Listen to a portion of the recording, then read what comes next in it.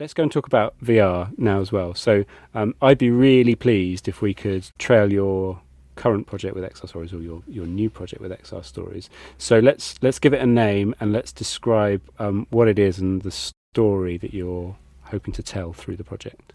So the story, the working title is These Gardens Grew from Ghosts. And the basic idea is that we want to allow people to immerse themselves into our paper worlds. Like I mentioned earlier, a lot of people say that to us. I just want to live in your paper worlds. And we thought, right, let's do it. Let's grant this wish.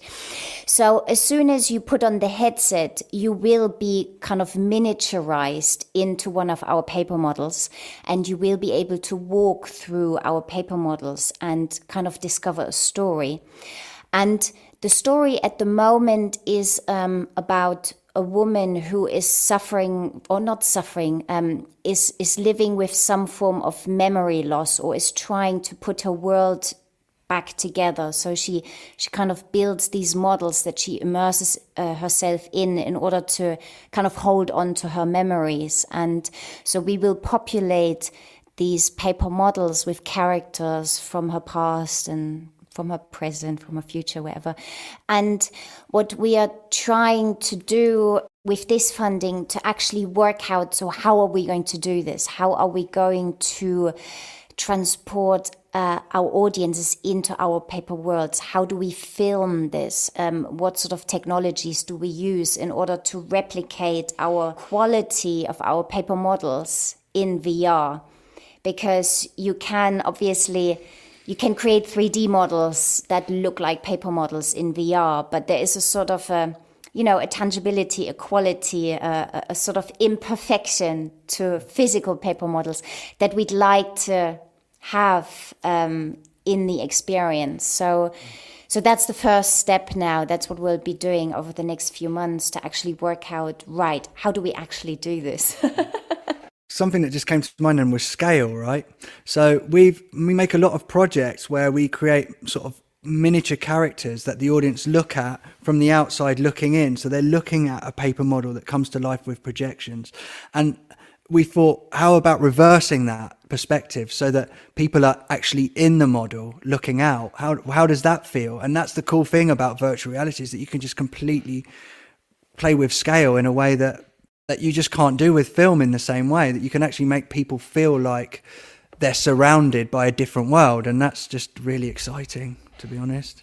One thing I wanted to say earlier, because you were saying that, John, about funding, what we did find with our Creative XR project, one of the reasons why it has become an international co-production, which is exciting, is that there seems to be much more money for immersive technologies in France or in Canada rather than in the UK. I guess it's just another obstacle for making work in this area. Have you spotted why that might be? So in Canada and France, is there greater acceptability of these new forms of storytelling, or is it more that it's sort of funder-led and there's enthusiasm where the money is at the moment, and that's leading or that's assumed to lead the demand for these immersive experiences further down the line?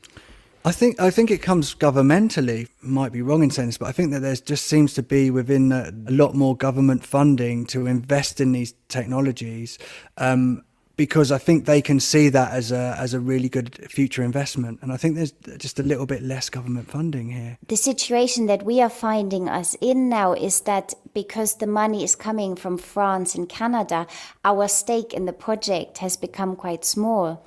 So I think that's what might happen, is that if projects get created in the UK, the creators lose a fair amount of equity when these projects become big international co-productions, I think that's a really sort of fair point to leave it on as well, which is, I think the driving ethos behind why XR Stories exists and why the Creative Economies program, which is it's government funded, public funded essentially. One of the rationales for that is that the UK's creativity and immersive storytelling and uses of new technologies in the creative industries is is second to none, and we know that that's the case because there's plenty of data. It's why the funding is there at the moment. But how do we accelerate? How do we now continue to kind of be world leaders in this stuff? So yeah, we won't be necessarily building the HoloLenses and the AR glasses of the future, but we will be building the stories that we love. Thank you, Davey and Kristen. That was so good.